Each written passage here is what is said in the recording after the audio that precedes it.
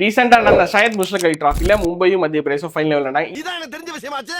ஆனா அதுல முக்கியமான ஒரு கான்ட்ரவர்ஷியல் விஷயம் நடந்தது. அது என்னன்னு பாத்தீங்கன்னா, அதாவது கடைசி பால் ஆஃப் த இன்னிங்ஸ்ல ரஜத் பாட்டிதார் வந்து ஒரு பால் ஆடுவாரு. அது எங்கன்னா ரிட்டர்ன் கிரீஸ் கிட்ட போயிடுறாரு. ரிட்டர்ன் கிரீஸ்னா என்னன்னா ஒயிட் கிரீஸ் இருக்கும். ஒயிட் கிரீஸை தாண்டி இன்னொரு கிரீஸ் கிழிச்சிருப்பாங்க. அதுதான் ரிட்டர்ன் கிரீஸ்னு சொல்லி மென்ஷன் பண்ணுவாங்க. அது கிட்ட போய் ஒரு பால் ஆடுவாரு. அம்பையர் வந்து அதை ஒயிட் கொடுத்துருவாரு. ஈவன் தோ பேட்ஸ்மேன் வந்து ரொம்ப கிட்ட போய் விளையாடி இருந்தாலுமே உடனே மும்பை டீம் வந்து ரிவ்யூ பண்ணுவாங்க. தேர்ட் அம்பையர்ட்ட போய் இது ஒயிட் இல்லை அப்படின்னு சொல்றதுக்காக கேட்பாங்க.